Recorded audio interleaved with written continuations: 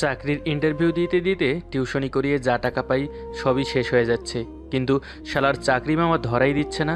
এত কষ্ট করে লেখাপড়া করার পরও যদি চাকরি না পাই তাহলে তো আমার সব কষ্ট জলে গেল। সাইমা গ্রুপ অফ কোম্পানিতে একটা ইন্টারভিউ আছে, দেখি আজ চাকরিটা হয় কিনা। রাস্তা দিয়ে হেঁটে যাচ্ছি, তখনই দেখি একটা বৃদ্ধ লোক রাস্তা পার হতে চাইছে, কিন্তু পারছে না। কি করব বুঝতে পারছি না। এইদিকে ইন্টারভিউয়েরও সময় চলে যাচ্ছে। মনে মনে ঠিক করলাম, ইন্টারভিউ দিতে না পারলে সমস্যা নেই, চাকরি এমনিতেও হবে না। গিয়ে লোকটাকে রাস্তা পার করে দিয়ে কিছু কথা বলে হাঁটতে হাঁটতে চলে এলাম অফিসের সামনে। মনে মনে দোয়া পড়তে পড়তে অফিসের ভেতরে গিয়ে দেখি আমার মতো আরও 10 জন বসে আছে ইন্টারভিউ দিতে। গিয়ে বসে পড়ি তাদের পাশে। এক এক করে সবাই গিয়ে ইন্টারভিউ দিয়ে আসে। সবার শেষে আমার ডাক আছে। দুইটা ভদ্রলোক আর একটা মেয়ে বসে আছে। সালাম দিয়ে চেয়ারে বসে পড়ি। মেয়েটা বলে, চাকরি করতে চান কেন? কিছুটা অবাক হলাম। এ কেমন প্রশ্ন রে বাবা? বেঁচে থাকার জন্য ম্যাডাম। ঠিক বুঝলাম না আপনার কথা। আসলে আমাদের পরিবারের অবস্থা তেমন ভালো নয়, আর বাবাও বেঁচে নেই, বাসায় অসুস্থ মা, তাই মাকে নিয়ে একটু ভালো করে বেঁচে থাকার জন্য একটা চাকরির প্রয়োজন। আচ্ছা বুঝলাম। তা কোন পর্যন্ত লেখাপড়া করেছেন আপনি? জি, এমবিএ শেষ করেছি ম্যাডাম। এই মেয়ে কি পাগল নাকি? আমার সার্টিফিকেট তো তার হাতেই আছে, তাও জিজ্ঞেস করছে কেন কোন পর্যন্ত লেখাপড়া করেছি। মনে হয় জীবনে প্রথম ইন্টারভিউ নিচ্ছে। দেখুন, আমাদের কোম্পানিতে চাকরি করতে হলে আপনাকে অনেক মিথ্যা বলতে হবে। প্রজেক্ট খারাপ হলেও তাকে ভালো বলে উপস্থাপন করতে হবে। সরি ম্যাডাম, আমি চাকরি পাওয়ার জন্য নিজের সততা বিসর্জন দিতে পারবো না। আপনারা আপনাদের চাকরি রেখে দিন, আমি আমার সততা নিয়ে চলে যাই। বলেই চেয়ার থেকে উঠে আমার ফাইল নিয়ে বের হয়ে আসতে গেলে পিছন থেকে ম্যাডাম বলে, চাকরির জন্য সবাই সবকিছু করতে রাজি, আর আপনি তো সত্যি আপনার মতো একজনকেই আমাদের প্রয়োজন ছিল। বেতন কত নেবেন? সরি, ঠিক বুঝিনি। চাকরিটা আপনি পাচ্ছেন। Welcome to Saima group of company. ম্যাডামের কথা শুনে ঠোঁটের কোণে হাসি ফুটে ওঠে। ধন্যবাদ দিয়ে খুশি মনে বাসায় চলে আসি। কাল থেকে জয়েন করব চাকরিতে। বাসায় এসে আম্মুকে কোলে নিয়ে ঘুরতে থাকি। আম্মু হাসতে হাসতে বলে, এই পাগল, কি করছিস? পড়ে যাবো তো না আমার। আজ এত খুশি লাগছে কেন তোকে? আম্মু, আমার চাকরিটা হয়ে গেছে। সত্যি? অবশেষে আমার ছেলেটা চাকরি পেল। আচ্ছা তুই টেবিলে বস, আমি আজ তোর জন্য ইলিশ মাছ ভুনা করেছি। সত্যি? শুনেই তো জিভে জল আসছে আম্মু। যাও তাড়াতাড়ি নিয়ে আসো।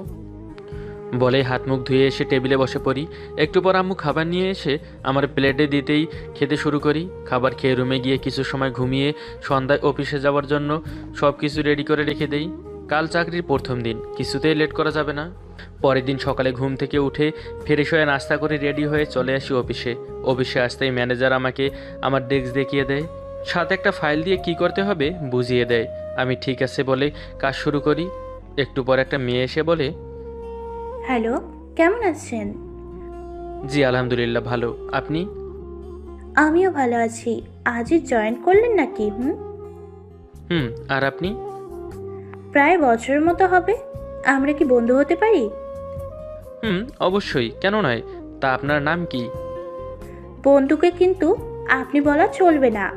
আর আমি প্রিয়াঙ্কা, তুমি? আমি তোফাজ্জল। এরপর আরও কিছু সময় পর প্রিয়াঙ্কার সাথে কথা বলে পিয়ন চাচা এসে বলে ম্যাডাম নাকি আমাকে ডেকেছে। আমি প্রিয়াঙ্কাকে বিদায় দিয়ে ম্যাডামের রুমের সামনে এসে দরজায় নক করি। তারপর বলি, মে আই কামিং ম্যাম? জি আসুন। এরপর আমি ভেতরে যেতেই ম্যাডাম আমাকে বলে, প্রথম দিন এসে এই মেয়েদের সাথে আড্ডা দিতে শুরু করেছেন মিস্টার তোফাজ্জল? কই না তো, আমি তো কাজ করছিলাম। আপনি কাজ করছিলেন না, আড্ডা দিচ্ছিলেন, সেটা আমি ভালো করেই জানি। আমার অফিসে কিন্তু ফাঁকিবাজি চলবে না, আর মেয়েদের থেকে দূরে থাকবেন। জি ম্যাম, মনে থাকবে। আর কিছু বলবেন ম্যাম? খুব তাড়া দেখছে আপনার। না, আসলে ম্যানেজার সাহেব একটা ফাইল দিয়েছে, আর কালকে নাকি ফাইলটা লাগবে, তাই আর কি। ঠিক আছে, যান গিয়ে কাজ করুন, আর কোনো মেয়ের সাথে যেন কথা বলতে না দেখি। আমি ঠিক আছে বলে ম্যাডামের রুম থেকে বের হয়ে বুকে ফু দিয়ে মনে মনে বলি, বাপরে, প্রথম দিনই এত অর্ডার, পরে যে কি হবে একমাত্র আল্লাহ মালুম। আমি চলে আসতেই ও একা একা হাঁটছে। আমাকে ভীতু ভীতু চাহনি দেখে অনেক কষ্টে নিজের হাসি থামিয়ে রেখেছে ও, কিন্তু এখন আর পারছে না। কিছু সময় আমার কথা ভাবতে ভাবতে আবার কাজ করতে থাকে। কাজ করতে করতে লাঞ্চের সময় হয়ে গেছে, কখন বুঝতেই পারিনি। প্রিয়াঙ্কা এসে বলে, কি মিস্টার, শুধু কি কাজই করবে নাকি খাবারও খেতে হবে? কয়টা বাজে এখন? 2:10 বাজে, লাঞ্চ টাইম শুরু হয়ে গেছে। এই অফিসের একটা রুলস আছে, 2:30টার পর কেউ বসে থাকতে পারবে না, কাজ করতে আসতে হবে। আমার তো 10 মিনিটের লাঞ্চ হয়ে যাবে। ঠিক আছে, আমার ডেস্কে চলো। আমি আজ বিরিয়ানি রান্না করে এনেছি, একসাথে দুজনে লাঞ্চ করব। আরে না থাক, আমি ক্যান্টিন থেকে খেয়ে নিব, তুমি খেয়ে নাও গিয়ে। তুমি আমাকে মনে হয় এখনো বন্ধুই ভাবো না, তাই না তোফাজ্জল? এমনটা নয়, তুমি তো শুধু তোমার একার জন্য খাবার এনেছো। এখন আমি যদি সেখান থেকে খাই তবে কি হবে তোমার? একদিন অল্প খেলে কিছু হবে না, চলো তো। আর কি, এক প্রকার জোর করেই প্রিয়াঙ্কা আমাকে ওর সাথে শেয়ার করে নিয়ে যায়। এরপর দুজনে একসাথে লাঞ্চ শেষ করে আমি বলি, তুমি কিন্তু খুব ভালো রান্না করো, তোমার হাজবেন্ড তো অল্প দিনেই মোটা হয়ে যাবে। তাই? সত্যি ভালো হয়েছে নাকি এমনই বলছো? শোনো মিস, আমি মিথ্যা বলি না বুঝলে। আচ্ছা এখন যাই, আর 3 মিনিট আছে লাঞ্চ টাইম শেষ হতে। আর হ্যাঁ, থ্যাঙ্কস ফর দ্য লাঞ্চ। প্রিয়াঙ্কাকে মিষ্টি হাসি দিয়ে আমার দিকে তাকিয়ে আমি প্রিয়াঙ্কার ডেস্ক থেকে বের হতেই দেখি ম্যাডাম সামনে দাঁড়িয়ে আছে, চোখ দুটো লাল হয়ে আছে। ম্যাডামের থ্রেট মনে হতেই ভয়ে গলা শুকিয়ে এলো। ভয়ে ভয়ে বলি, ম্যাডাম আপনি এখানে? আপনি এখানে এতক্ষণ কি করছিলেন? জি, লাঞ্চ করতে এসেছিলাম ম্যাডাম। এটা কি ক্যান্টিন যে আপনি এখানে লাঞ্চ করতে এসেছেন? আজ সকালে আমি আপনাকে কি বলেছিলাম ভুলে গেছেন? না মানে না, মনে আছে ম্যাডাম, আসলে প্রিয়াঙ্কা জোর করলো তো তাই। যান নিজের ডেস্কে গিয়ে কাজ করুন। আমাকে আর পাইকে এক দৌড়ে ডেস্কে চলে আসি, বুকে ফু দিয়ে চেয়ারে বসে কাজ করতে থাকি। কিছুক্ষণ পর পিয়ন চাচা এসে বলে ম্যাডাম ডাকছে। ল্যাপটপটা বন্ধ করে ম্যাডামের রুমে গিয়ে বলি, ম্যাম আমাকে ডেকেছেন? হুম, একটু পর রায় গ্রুপের সাথে একটা মিটিং আছে, আপনি আমার সাথে যাবেন। হাতে কোনো কাজ থাকলে শেষ করে নিন। আমি ম্যাম, আমি গিয়ে কি করব? আমার সাথে প্রেম করবেন? আজব লোক তো আপনি, মিটিংয়ে যা করে তাই করবেন। ম্যাডামের কথা শুনে একটু অবাক হলাম। আসার পর থেকেই আমার উপর অধিকার দেখাচ্ছে। কাহিনী কি? আমাকে চুপ করে থাকতে দেখে ম্যাডাম বলে, এত কি ভাবছেন, যান গিয়ে কাজ শেষ করে নিন। আমি ঠিক আছে বলে আমার ডেস্কে এসে বসে বাকি কাজগুলো শেষ করে নেই। একটু পর ম্যাডাম এসে বলে, চলুন মিস্টার তোফাজ্জল, এখনই বের হতে হবে আমাদের, হাতে বেশি সময় নেই। আমি ঠিক আছে বলে ল্যাপটপ বন্ধ করে ম্যাডামের সাথে অফিস থেকে বের হতেই ম্যাডাম বলে, মিস্টার তোফাজ্জল, আপনি ড্রাইভ করতে পারেন? জি ম্যাডাম, একটা বন্ধুর থেকে শিখেছিলাম। তাহলে আপনি ড্রাইভ করুন, আমার একটু টায়ার্ড লাগছে। আমি ঠিক আছে বলে ড্রাইভিং সিটে বসে পড়ি। ভেবেছিলাম ম্যাডাম হয়তো পিছনে বসবে, কিন্তু আমাকে অবাক করে দিয়ে আমার পাশেই বসে পড়ে। আমি ম্যাডামের থেকে লোকেশন জেনে নিয়ে ড্রাইভ করতে থাকি। একটু পর পৌঁছে যাই রায় গ্রুপের সামনে। গাড়ি থেকে নেমে ম্যাডামের সাথে অফিসের ভেতরে যেতেই কয়েকজন লোক এসে ম্যাডামকে সালাম দেয়। ম্যাডাম সালামের জবাব দিয়ে বলে, আমার হাত নষ্ট করার মতো সময় নেই মিস্টার রায়, মিটিং রুমে চলুন। এরপর সবাই মিটিং রুমে গিয়ে একজন একজন করে বলতে থাকে নতুন প্রজেক্টের সম্পর্কে। আমি চুপচাপ বসে আছি। ম্যাডাম বলে, মিস্টার তোফাজ্জল, আপনি চুপ করে বসে আছেন কেন? কি মনে হয় এই ডিলটা করলে কেমন হবে? ম্যাম রাগ করবেন না, ওনাদের কথা শুনে মনে হচ্ছে কোনো একটা বস্তি ভেঙে এই প্রজেক্টটা সেখানেই করা হবে। এতে হয়তো আপনাদের লাভ হবে অনেক, কিন্তু গরিব অসহায় মানুষগুলো কোথায় যাবে সেটা একবার ভেবে দেখুন। আমার কথা শুনে রায় গ্রুপের এমডি বলে তারা ওই বস্তির লোকগুলোকে কিছু টাকা দিয়ে দিবে। এটা শুনে রাগ হচ্ছে খুব। রাগকে কন্ট্রোল করে বলি, মিস্টার রায় আপনি কত টাকা দিবেন? 10,000, 50,000? ওই বস্তিতে কম করে হলেও 30 অথবা 40টা ঘর আছে। একটা ঘর যদি 3 জন করে লোক থাকে, এ টাকা দিয়ে কী হবে তাদের? আপনার বিজনেসম্যান, সবসময় আপনাদের লাভটা দেখেন। একটা ভুল নয়, বাট আপনাদের লাভ খুঁজতে গিয়ে অন্য কারো ক্ষতি হয়ে যায়। এটা কখনো একজন সৎ আর ভালো বিজনেসম্যানের কাজ নয়। সরি ম্যাম, যদি ভুল কিছু বলে থাকি মাফ করবেন। এরপর আপনাদের যা ভালো মনে হয় তাই করতে পারেন। বলেই তোফাজ্জল বের হয়ে যায় মিটিং রুম থেকে। তোফাজ্জলের চিন্তাভাবনা দেখে আমার মনে ওর জন্য রেসপেক্ট আরও বেড়ে গেছে। আমি মিস্টার রায়কে বলি, এই প্রজেক্টটা হবে না মিস্টার রায়, অন্য কোথাও দেখুন যেখানে কারো কোনো ক্ষতি হবে না। মিটিং ওভার নাও। আমি মিটিং রুম থেকে বের হয়ে গাড়িতে এসে বসে আছি আর ভাবছি, এরা কেমন লোক, নিজেদের স্বার্থের জন্য গরিব মানুষগুলো আশ্রয় কেড়ে নিতে চায়। বড় লোকরা বুঝি এমনই হয়। আরও অনেক কথা ভাবছি, তখনই গাড়ির দরজা খুলে ম্যাডাম বসে বলে, চলুন মিস্টার তোফাজ্জল, যাওয়া যাক। আমি কিছু না বলে চুপচাপ ড্রাইভ করতে থাকি। আমাকে চুপ করে থাকতে দেখে ম্যাডাম বলে, কি হলো, এমন চুপচাপ আছেন কেন? কি হয়েছে? তেমন কিছু না ম্যাম। আর সরি ম্যাম, আমার জন্য আপনাকে সবার কাছে অপমানিত হতে হলো। আপনার জন্য আজ আমার সম্মান আরও বেড়ে গেছে মিস্টার তোফাজ্জল। সবাই আপনার চিন্তাভাবনা দেখে মুগ্ধ। সবাই এই প্রজেক্টটা ওখানে করবে না বলেছে। আপনার মনটা সত্যি অনেক ভালো। যে আপনার বউ হবে সে খুব লাগি হবে। আমি কেমন তা তো জানি না ম্যাডাম, তবে গরিবের কষ্ট কেমন হয় তা আমি জানি। আমি নিজেও তাদের মতোই। আমাদের গাড়ি বাড়ি চাওয়ার নেই, শুধু একটু ভালো করে বাসার ইচ্ছে। কোনো নদীর দিকে চলুন। এই অফিস মিটিং নিয়ে থাকতে থাকতে মাথা হ্যাং হয়ে আছে, একটু মাইন্ড ফ্রেশ করতে হবে। আমি ম্যাডামের কথা মতো একটা নদীর পাড়ে এসে গাড়ি পার্ক করি। ম্যাডাম গাড়ি থেকে নেমে নদীর পাড়ে গিয়ে দুহাত ছাড়িয়ে চোখ বন্ধ করে দাঁড়িয়ে আছে। আমি গাড়ির সাথে হেলান দিয়ে হাত ভাঁজ করে ম্যাডামের দিকে তাকিয়ে আছি। কিছুক্ষণ পর ম্যাডাম বলে, ওখানে দাঁড়িয়ে আছেন কেন? এখানে আসুন। আমি এখানেই ঠিক আছি ম্যাম। আসুন তো এখানে। আমি ম্যাডামের কাছে যেতে ম্যাডাম আমার হাত ধরে বসিয়ে দিয়ে সেও বসে পড়ে আমার পাশে। ম্যাডাম কিছু বলতে যাবে, তখনই আমার মোবাইলটা বেজে ওঠে। মোবাইলটা বের করে দেখে আম্মু কল করেছে। হ্যাঁ আম্মু, বলো। বাবা, কোথায় তুই? সন্ধ্যা হয়ে গেছে, এখনো বাসায় আসলি না কেন? আমার চিন্তা হচ্ছে তো। আমি একটু ম্যামের সাথে বাইরে এসেছি আম্মু, চিন্তা করো না। তোমার কিছু লাগবে? আমার প্রেশারের ওষুধটা শেষ হয়ে গেছে, তোর কাছে টাকা আছে? ঠিক আছে আম্মু, আমি আসার সময় তোমার ওষুধ নিয়ে আসবো। একটু পরে আমি আসছি, চিন্তা করো না। ঠিক আছে, সাবধানে রাস্তা দেখে পার হবি। আমি ঠিক আছে বলে কল কেটে দিয়ে দেখি ম্যাডাম আমার দিকে তাকিয়ে আছে। আমার আম্মু ম্যাম, বাসায় ফিরতে লেট হচ্ছে তো তাই চিন্তা করছে। তুমি কত লাকি, তোমার আম্মু তোমার জন্য চিন্তা করে। এমন ভাগ্য সবার হয় না। কেন, আপনার আম্মু আপনার জন্য চিন্তা করে না? আমার আম্মুকে আমি কখনো দেখিনি, আর আব্বু সবসময় নিজেকে নিয়েই ব্যস্ত। বলেই ম্যাডাম কান্না করে দেয়। আমার মনটাও খারাপ হয়ে যায় ম্যাডামের কথা শুনে। অফিসের রাগী ম্যাডামকে কান্না করতে দেখে কিছুটা অবাক হলাম। এত কষ্টে মনে রেখে কি সুন্দর সবার সাথে হাসি মুখে কথা বলে। হুট করেই ম্যাডাম কান্না করতে করতে আমাকে জড়িয়ে ধরে। আমার শরীর মুহূর্তেই শীতল হয়ে যায়, মনে হচ্ছে কেউ যেন বরফ এনে আমার উপরে ঢেলে দিয়েছে। ম্যাডাম কান্না করতে করতে বলে, আমি কখনো কারো ভালোবাসা পাইনি।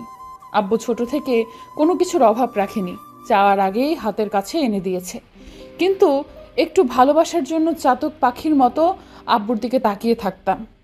আব্বু কখনো সেটা বুঝতেই চাইতো না। কেমন হয় তফাজ্জল, বলো তো? আমি কি বলবো বুঝতে পারছি না। শরীর যেন অবশ হয়ে যাচ্ছে। এর আগে কখনো কোনো মেয়ের এতটা কাছে আমি যাইনি। ম্যাডামের গরম নিঃশ্বাস আমার বুকে পড়ছে।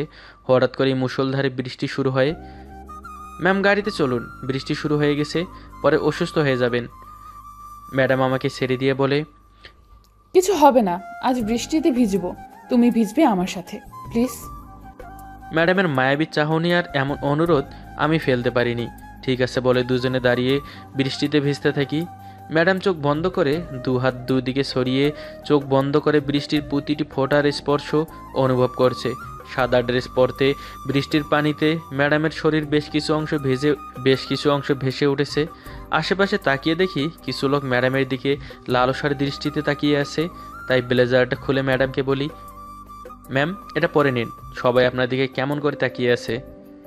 ম্যাডাম নিজের দিকে তাকিয়ে লজ্জা পেয়ে মাথা নামিয়ে শান্ত কণ্ঠে বলল, তুমি পরিয়ে দাও। আমি কিছু না ভেবে ম্যাডামকে ব্লেজার পরিয়ে দেই। ম্যাডাম আমার দিকে তাকিয়ে মুচকি হাসে। আরও বেশ কিছু সময় বৃষ্টিতে ভিজে দুজনে এসে গাড়িতে উঠে আমি ড্রাইভ করে একটা ওষুধের ফার্মেসিতে এসে আম্মুর প্রেশারের ওষুধ নিয়ে ম্যাডামকে বলি, আমি আপনাকে বাসায় পৌঁছে দিয়ে তারপর বাসায় যাব ম্যাডাম। আমাকে আজ তোমার বাসায় নিয়ে যাবে তোফাজ্জল? আমার বাসায় আপনি এক সেকেন্ডও থাকতে পারবেন না ম্যাম। আপনাদের মতো এত বড় বাসা আমাদের নয়, ছোট্ট একটা ঘর আমাদের। সেখানে মা আছে তো? আমি তোমার মায়ের সাথে দেখা করব, প্লিজ আমাকে নিয়ে চলো তোমার বাসায়। আমি ঠিক আছে বলে গাড়ি ড্রাইভ করতে থাকি।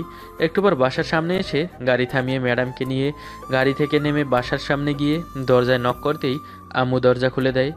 আমার সাথে ম্যাডামকে দেখে বলে, উনি কে তোফাজ্জল? আমার অফিসের ম্যাম আম্মু, তোমাকে দেখতে চেয়েছে তাই নিয়ে আসলাম। আগে তোমার একটা শাড়ি ম্যামকে দাও, বৃষ্টিতে ভিজেছে, এই অবস্থায় থাকলে ঠান্ডা লেগে যাবে। আচ্ছা, তুই রুমে গিয়ে চেঞ্জ করে নে। আর ম্যাডাম, আপনি আসুন আমার সাথে। আমি আপনার মেয়ের মতো আন্টি, আমাকে নাম ধরে ডাকলে খুশি হব। আচ্ছা তাই হবে, এখন এসে চেঞ্জ করে নাও। এরপর আমি আম্মুকে ঔষধ দিয়ে রুমে চলে যাই আর ম্যাডামকে নিয়ে আম্মুর রুমে চলে যায়। একটু পর চেঞ্জ করে ড্রয়িং রুমে এসে বসে আছি। আম্মু এসে আমাকে বলে, মেয়েটা খুব সুন্দর, তোর সাথে কিছু আছে নাকি?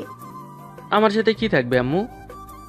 না মানে, তুই ভালোবাসিস নাকি? আমার খুব পছন্দ হয়েছে। আম্মু পাগল হয়ে গেছো? উনি আমার অফিসের বস, কোথায় উনি আর কোথায় আমি? ওনার বাসার কাজের লোক হবার যোগ্যতাও আমার নেই, আর তুমি বলছো হা হা হা। হুম, ঠিকই বলেছিস, আমি একটু বেশি ভেবে ফেলেছি, তাই না রে? আমি আম্মুর হাত ধরে হাতে চুমু দিয়ে বলি, আমাদের যেমন সাধ্য তেমনই স্বপ্ন দেখা উচিত আম্মু। এখন কিছু খেতে দাও, খুব ক্ষুধা পেয়েছে। আচ্ছা তুই বস, আমি দেখছি তোর ম্যাডাম কি করছে। সেও তো মনে হয় এখনো কিছুই খায়নি। রুম থেকে বের হতেই তোফাজ্জল আর আন্টির কথাগুলো শুনি। আন্টির কথা শুনে মনের কোণে স্বপ্নগুলো বাসা বাঁধতে শুরু করে, কিন্তু এই বোকাটা বোঝে না। আম্মু ম্যাডামকে ডাকতে গেলে দেখে রুমের বাইরে দাঁড়িয়ে আছে। আরে মা, এসো খাবার খাবে। ম্যাডাম এসে চেয়ার টেনে আমার পাশে বসে পড়ে। আম্মু খাবার দিলে খাবার খেয়ে নিয়ে তিনজনে কিছু সময় গল্প করে আমি ম্যাডামকে তার বাসায় দিয়ে আসি। ম্যাডাম বলে, তোমাকে অসংখ্য ধন্যবাদ তোফাজ্জল, আজকের দিনটা আমার জীবনের সবচেয়ে বেস্ট ছিল। এতটা আনন্দে আমি কখনো একটা দিনও কাটাইনি। আপনার যখন ইচ্ছে হবে আপনি আমার বাসায় আম্মুর কাছে যেতে পারেন ম্যাম। আচ্ছা আমি এখন আসি, রাত হয়ে গেছে অনেক। 1 মিনিট, আমি ড্রাইভার আঙ্কেলকে বলছি তোমায় বাসায় দিয়ে আসবে। লাগবে না ম্যাডাম, আমি চলে যেতে পারবো। এত রাতে একা যেতে হবে না, আর একটু আগে বৃষ্টি থেমেছে, এখন গাড়িও পাবে না। ম্যাডাম এক প্রকার জোর করে ড্রাইভার চাচার সাথে পাঠায়। বাসায় এসে আম্মুর সাথে কিছু সময় কথা বলে রুমে গিয়ে শুয়ে পড়ি। মুহূর্তেই চোখের রাজ্যে ঘুম এসে ভর করে। পরের দিন সকালে ঘুম থেকে উঠে ফ্রেশ হয়ে নাস্তা করে আম্মুর কপালে চুমু দিয়ে চলে আসি অফিসে। মাত্র ডেস্কে বসতে যাব তখনই প্রিয়াঙ্কা এসে বলে, কাল কোথায় চলে গেলে, দেখলাম না তোমায়। ম্যামের সাথে মিটিংয়ে গিয়েছিলাম, সেখান থেকেই বাসায় চলে গেছি। ও আচ্ছা, তা আজ বিকেলে একটু সময় হবে তোমার? কেন, কোথাও যাবে নাকি? কফি খেতে যাব তোমাকে নিয়ে, যদি তোমার কোনো সমস্যা না থাকে। না, সমস্যা থাকবে কেন? ঠিক আছে, অফিস টাইম শেষ হলে যাব। এখন কাজ করি, তুমিও গিয়ে কাজ করো। ম্যাম যদি দেখে আমরা আড্ডা দিচ্ছি তাহলে দুজনকে চাকরি থেকে আউট করে দিচ্ছে। প্রিয়াঙ্কা হাসতে হাসতে চলে যায়। আমি কাজে মন দেই। একটু পর পিয়ন চাচা এসে জানায় ম্যাডাম নাকি আর্জেন্ট আমাকে ডেকেছে। আর কি, চলে এলাম ম্যাডামের রুমে। জি ম্যাডাম, আমাকে ডেকেছেন? অফিসে আসতে আসতে প্রিয়াঙ্কার সাথে আড্ডা দিতে শুরু করে দিয়েছো? তোমার এত কিসের কথা ওই মেয়ের সাথে? প্রিয়াঙ্কা তো আমার ফ্রেন্ড ম্যাম, ওই কাল অফিস থেকে কোথায় গিয়েছিলাম তাই জিজ্ঞেস করেছিল। এত হেসে হেসে এই কথা বলার কি আছে? আর তুমি জয়েন করেছো 2 দিন হয়েছে, এর মধ্যে কিভাবে বন্ধুত্ব হয়ে যায়? লাস্ট ওয়ার্নিং দিতেছি তোমাকে, আর যেন আর কখনো তোমাকে ওই মেয়ের সাথে কথা বলতে না দেখি। আমি মনে মনে বলি, বাপরে, কথা বলছি এটা দেখে এই অবস্থা। যদি জানে আজ কফি খেতে যাব তাহলে কি আমার অবস্থা করবে? কিন্তু ম্যাডাম কেন এমন করে আমার সাথে? আমি প্রিয়াঙ্কার সাথে কথা বললে তবে কি ম্যাডাম আমাকে ভালোবাসে? আমাকে চুপ করে থাকতে দেখে ম্যাডাম বলে, এত কি ভাবছো? এখন গিয়ে কাজ করো, আর লাঞ্চের সময় আমার রুমে আসবে। আমি তোমার জন্য নিজ হাতে ইলিশ মাছ ভুনা করে এনেছি। আপনি রান্না করছেন? আর আপনি কি করে জানলেন ইলিশ মাছ ভুনা আমার পছন্দ? আন্টির থেকে তোমার কি পছন্দ সব জেনেছি। লাঞ্চ টাইমে চুপচাপ আমার রুমে আসবে, নয়তো খবর আছে তোমার।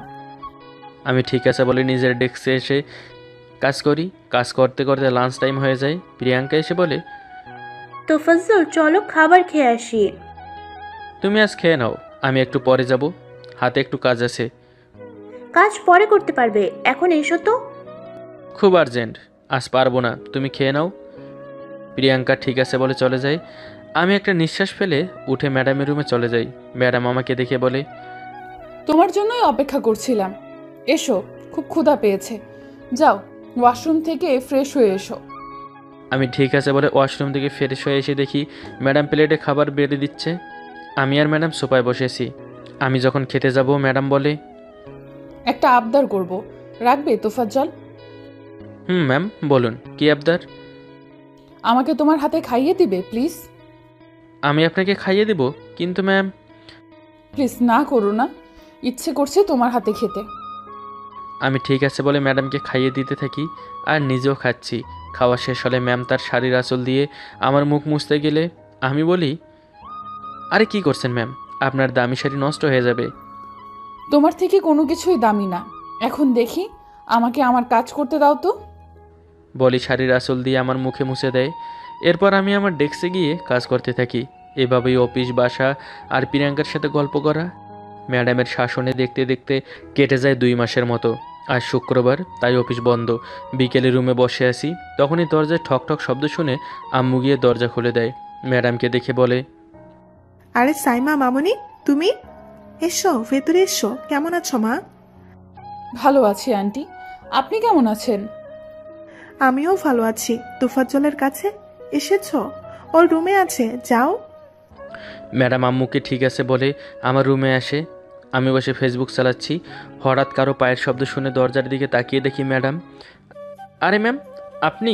আসুন আসুন, বসুন। তোমাকে খুব দেখতে ইচ্ছে করছিল, তাই চলে এলাম। তোমার সমস্যা হয়নি তো? আরে না ম্যাম, সমস্যা হবে কেন? তা কি মনে করে হঠাৎ? তেমন কোনো কারণ নেই, তোমাকে নিয়ে ঘুরতে যেতে ইচ্ছে হলো, আর তোমাকে কিছু বলার আছে। বলুন, কি বলবেন ম্যাম? এখানে না, তুমি রেডি হয়ে বাইরে এসো, আমি আন্টির সাথে গল্প করছি। ঠিক আছে ম্যাম, আমি এক্ষুনি আসছি। ম্যাডাম চলে যেতেই আমি চেঞ্জ করে বাইরে এসে দেখি ম্যাডাম আম্মুর সাথে হেসে হেসে কথা বলছে। ম্যাডামকে হাসলে খুব সুন্দর লাগে। আমি এসে ম্যাডামকে বলি, চলুন ম্যাম, আমি রেডি। এখন আসি আন্টি, আবার পরে আসবো। আচ্ছা মা, তোমার যখন ইচ্ছে হবে চলে এসো মা আমার কাছে। আন্টি, আসতে তো হবেই। এখানে আসলে যে নিজের সুখগুলো খুঁজে পাই। এরপর ম্যাডামকে নিয়ে বাসা থেকে বের হয়ে গাড়ি ড্রাইভ করে চলে আসি নদীর পাড়ে। গাড়ি একপাশে পার্ক করে দুজনে বসে আসি। কিছু সময় দুজনের মাঝেই নীরবতা ভেঙে আমি বলি, ম্যাম কি যেন বলবেন বলেছিলেন, কিন্তু আপনি তো কিছুই বলছেন না। আগে বলো, আমার কথা তুমি রাখবে, আমাকে ফিরিয়ে দেবে না? কি এমন কথা ম্যাম? বলবো, তুমি বলো আমাকে ফিরিয়ে দেবে না? ঠিক আছে, যদি আমার সাধ্যের মধ্যে থাকে অবশ্যই আপনাকে দিব। আমি মন খুলে হাসতে চাই, প্রাণ ভরে নিঃশ্বাস নিতে চাই, একটু ভালোবাসা পেতে চাই, নিজেকে নতুন করে সাজাতে চাই, আর তার জন্য তোমার একটু ভালোবাসা চাই। কি বলছেন আপনি ম্যাম? আমি আর আপনাকে ভালোবাসবো? এটা কি করে সম্ভব? এটা হয় না ম্যাম। তোমার মনে আছে কিনা জানি না, তুমি যেদিন আমাদের অফিসে ইন্টারভিউ দিতে আসো, সেদিন একটা বৃদ্ধ লোককে তুমি রাস্তা পার করিয়ে দিয়েছিলে। সেখানে অনেক মানুষ ছিল, অনেকের কাছে বৃদ্ধ লোকটা সাহায্য চেয়েছে, কিন্তু কেউ করেনি, আর তুমি নিজে থেকে গিয়ে লোকটাকে সাহায্য করেছো। আমি সেদিন সেখানে তোমাকে প্রথম দেখি। এরপর তোমার আমাদের অফিসে চাকরি করা, ধীরে ধীরে তোমার প্রতি ভালো লাগাগুলো ভালোবাসায় রূপ নেয়। তোমাকে নিয়ে নতুন করে বাঁচার স্বপ্ন দেখেছি। প্লিজ আমাকে ফিরিয়ে দিও না, তাহলে আমি আবার একা হয়ে যাব। কিন্তু ম্যাম, আমি আপনার অফিসের সামান্য একজন কর্মচারী। আমার সাথে আপনার কখনোই যায় না। এটা কেউ ভালো চোখে দেখবে না। সবাই বলবে আমি আপনার প্রপার্টি দেখে আপনাকে আমার প্রেমের জালে ফাঁসিয়েছি। কে কি বললো তাতে আমার কিছুই যায় আসে না তোফাজ্জল। আমি তোমাকে ভালোবাসি, এটাই সবচেয়ে বড় কথা। এখন তুমি বলো, তুমি কি চাও? আমি আবার নতুন করে বাঁচি না, আগের মতো কষ্টগুলো বুকে নিয়ে থাকি। আমি চাই আপনি সবসময় হাসি খুশি থাকুন, কিন্তু আমি এটা পারবো না ম্যাম। আপনার সাথে কিছুতেই আমার যায় না। তুমি আমাকে ভালোবাসবে না, তাই তো? ঠিক আছে, আমিও আর বাঁচতে চাই না কষ্টগুলো নিয়ে। বলেই ম্যাডাম নদীতে ঝাঁপ দেয়। আমি সময় নষ্ট না করে সাথে সাথে ঝাঁপিয়ে পড়ি। ম্যাডামকে নদীর কিনারে তুলে ঠাস করে একটা থাপ্পড় দিয়ে বলি, পাগল হয়ে গেছেন আপনি? কি করছিলেন এটা? কিছু হয়ে গেলে কি হতো? কেন বাঁচালে আমায়? আমি মরে গেলেই তো ভালো হতো। তোমার কি আসে যায় আমি মরে গেলে? আসে যায় আমার, কারণ আমিও আপনাকে বলেই থেমে যাই। ম্যাডাম আমার দুগালে হাত রেখে বলে, বলো, কারণ তুমিও আমাকে কি বলো না তোফাজ্জল। কারণ আমিও তোমাকে ভালোবাসি সাইমা।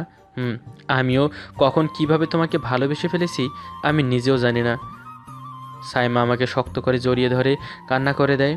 আমিও শক্ত করে আমার বুকে আঁকড়ে ধরি সাইমাকে। কিছু সময় দুজন দুজনকে শক্ত করে জড়িয়ে ধরে থাকি। একটু পর সাইমা আমাকে ছেড়ে দিয়ে আমার কপালে গালে ঠোঁটে নিজের ঠোঁট ছোঁয়ায়। আরও কিছু সময় দুজন দুজনকে জড়িয়ে ধরে থেকে একটু পর দুজন দুজনে গাড়িতে উঠে আমি সাইমাকে ওর বাসায় দিয়ে বাসায় চলে আসি। আম্মু আমাকে ভেজা দেখে বলে, কি রে, তোর এই অবস্থা কেন? এরপর আমি আম্মুকে সব বলি। সব শুনে আম্মু বলে, তাহলে তোরা একে অপরকে ভালোবাসিস? যাক, আমার ইচ্ছেটা তাহলে পূরণ হবে।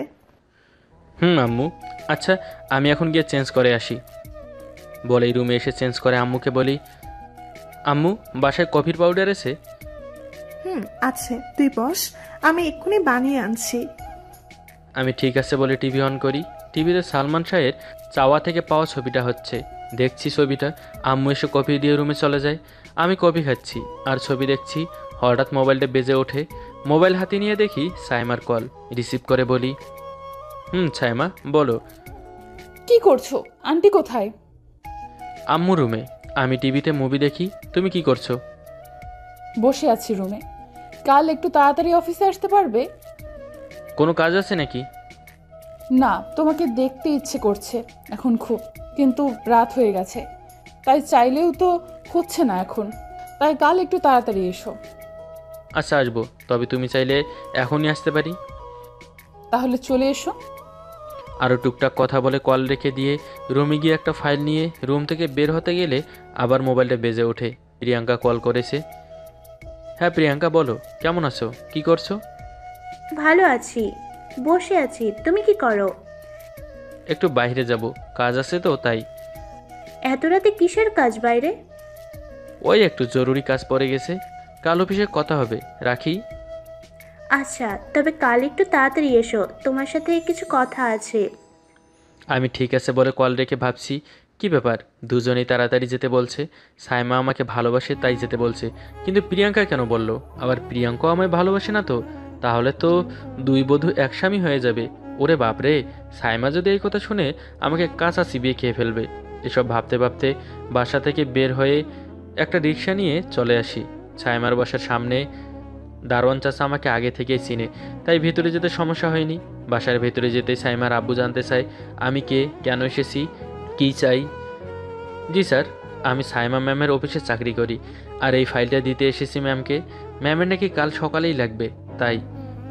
রুমে শুয়ে শুয়ে মোবাইলে তোফাজ্জলের ছবি দেখছিলাম, তখনই কেউ দরজায় নক করে। দরজা খুলে আমি তো হা করে তাকিয়ে আছি তোফাজ্জলকে দেখে। ভেতরে যেতে বলবে না আমায়? তুমি এখন এইখানে কি করে আসলে? আমার হবু বউ আমাকে দেখতে চেয়েছে, আমি কি করে না এসে পারি বলো? নিচে তো মনে হয় আব্বু বসে আছে, কিছু বলেনি? আমি বলেছি এই ফাইলটা তোমার কাল কি লাগবে, তাই দিতে এসেছি। এরপর সাইমা আমাকে ওর রুমে নিয়ে শক্ত করে জড়িয়ে ধরে। আমিও একটা হাসি দিয়ে সাইমাকে জড়িয়ে ধরি। কিছু সময় দুজনে বসে কথা বলে আমি সাইমার গালে চুমু দিয়ে বাসায় চলে আসি। তোফাজ্জল চলে যেতেই আমি ভাবছি, পাগলটাকে একবার বলেছি দেখতে ইচ্ছে করছে, এত রাতেও সত্যিই চলে এসেছে। আমি ঠিক মানুষকেই ভালোবেসেছি। সারা জীবন তোমাকে আমার ভালোবাসায় বেঁধে রাখবো আমি। বাসায় এসে ঘুমিয়ে পড়ি। পরের দিন সকালে অফিসে যেতেই প্রিয়াঙ্কা আমার কাছে এসে হাত ধরে অফিসের পেছনে নিয়ে যায়। আরে কি করছো, এখানে আনলে কেন? তোমাকে কিছু বলার আছে আমার তোফাজ্জল। অফিসেই তো বলতে পারতে, এখানে আনার কি দরকার, প্রয়োজন ছিল? অফিসে কথা বলা যাবে না, তাই এখানে নিয়ে আসলাম। ঠিক আছে, এখন বলো কি বলবে। আমি তোমাকে প্রথম যেদিন অফিসে দেখি সেদিনই ভালোবেসে ফেলি। অনেকবার বলতে চেয়েও পারিনি, তবে আর লুকিয়ে রাখতে পারছি না। I love you Tofazzal. বলেই আমাকে জড়িয়ে ধরে প্রিয়াঙ্কা। আমি প্রিয়াঙ্কাকে সারিয়ে বলি, দেখো প্রিয়াঙ্কা, আমি তোমাকে কখনো বন্ধু ছাড়া অন্য কিছুই ভাবিনি, আর ভাবতেও পারবো না। আমি অন্য একজনকে ভালোবাসি, আর সেও আমাকে খুব ভালোবাসে। আমি বন্ধু হয়ে তোমার পাশে সবসময় থাকবো, কিন্তু আমি তোমাকে ভালোবাসতে পারবো না। প্লিজ আমাকে এই নিয়ে আর কিছু বলো না। সেই লাকি মেয়েটা কে জানতে পারি? সময় হলেই জানতে পারবে, এখন বলতে পারবো না। বলেই আমি সেখান থেকে চলে আসি। অফিসের ভেতরে আসতেই সাইমা আমার হাত ধরে টেনে ওর রুমের নিয়ে দরজা বন্ধ করে দেয়, আমাকে শক্ত করে জড়িয়ে ধরে বলে, আই লাভ ইউ। আমি আজ আরো বেশি বুঝতে পেরেছি তুমি আমাকে কতটা ভালোবাসো। আরে কি বলছো, সব মাথার ওপর দিয়ে যাচ্ছে, বুঝিয়ে বলো। তোমার আর প্রিয়াঙ্কার কথা আমি সব শুনেছি, এই জন্যই তোমাকে বলেছি ওই মেয়ের সাথে বেশি কথা বলো না। আমি কি আর জানতাম আমার অফিসের বস আমাকে ভালোবাসে আর প্রিয়াঙ্কা আমার বন্ধুত্বকে ভালোবাসা ভেবে নিবে। আমার হবু বরটা এত কিউট যে কোনো মেয়ে তাকে ভালোবাসতে চাইবে, বাট তুমি শুধু আমার। আমি আর কোনো রিস্ক নিতে চাই না। আজই আব্বুকে বলে কিছুদিনের মধ্যে তোমার ঘরের বউ হয়ে তোমার কাছে চলে যাব। তোমার আব্বু যদি না মানে আমাদের সম্পর্ক? তাতে আমার কিছু যায় আসে না। আমি সব কিছু ছাড়তে পারবো, তোমাকে ছাড়তে পারবো না। আমার আধার শেষে নতুন সকালের আলো তুমি, আমার কষ্টের পরে সুখের পরশ তুমি, আমার নতুন করে বাঁচার আশা তুমি। তাই আমি তোমাকে হারাতে পারবো না। আমার মনে যে তোমাকে নিয়ে কত স্বপ্ন বুনে ফেলেছে। তোমার বাইরে এখন আমার কোনো স্বপ্ন নেই, তোমার বাইরে এখন আর কোনো ইচ্ছাও নেই। তোমাকে ছাড়া আমার জীবনে আর কোনো প্রথম দ্বিতীয় তৃতীয় নেই। তোমার বাইরে শেষ বলা কথা আমার কোনো কিছু নেই, নেই গান কবিতা তেমন কোনো কথাও। এখন আমার তোমার বাইরে আমার এখন আমি নেই।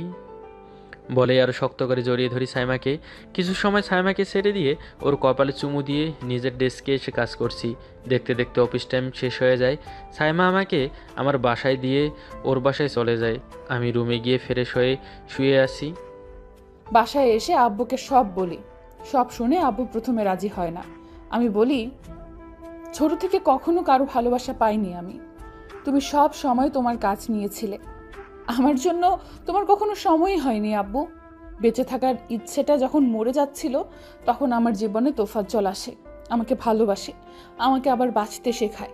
তুমি যদি ভেবে থাকো তোফাজ্জল তোমার এই বিশাল সম্পত্তির জন্য আমাকে ভালোবাসে, তবে তুমি ভুল ভাবছো। ওর টাকার প্রতি কোনো ইন্টারেস্ট নেই। যদি তুমি মেনে নাও তাহলে ভালো, নয়তো আমি তোমার সব কিছু ছেড়ে চলে যাব। এতগুলো বছর পর আমি ভালোবাসা পেয়েছি, সে ভালোবাসা আমি হারাতে পারবো না। আব্বু আমার কথা শুনে চোখের পানি ছেড়ে দেয়। কান্না করতে করতে আমাকে জড়িয়ে ধরে বলে, আমি যা চাই তাই হবে। কালই তোফাজ্জলকে ওর আম্মুকে নিয়ে আসতে বলে। আমি রুমে শুয়ে আছি। সাইমা কল করে জানায় ওর আব্বু সব মেনে নিয়েছে আর কাল আমাদের যেতে বলেছে। পরের দিন আম্মু আর আমি সাইমাদের বাসায় যাই। এরপর আমাদের বিয়ে ঠিক করে আর 6 দিন পর বিয়ে। দেখতে দেখতে কেটে যায় 5 দিন। আজ আমার সাইমার বিয়ে। বসে আছি স্টেজে। আমার পাশে লাল বেনারসি শাড়ি পরে আছে সাইমা।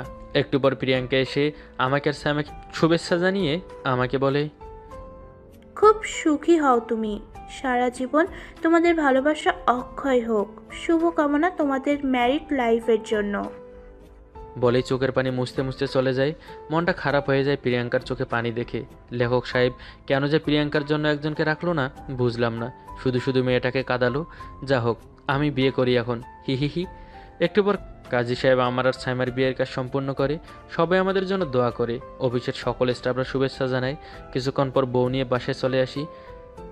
বউ সেজে ইয়া বড় ঘোমটা দিয়ে বসে আছি। একটু পর আমার বর এসে দরজা বন্ধ করে আমার কাছে এসে আমার পাশে বসে। আমি বিছানা থেকে নেমে সালাম করতে গেলে আমাকে ধরে বলে, ওখানে কেন যাচ্ছ? এই বুকটা যে তোমার জন্য অপেক্ষা করছে, এখানে আসো। সাইমা মুচকি হেসে আমার বুকে ঝাঁপিয়ে পড়ে।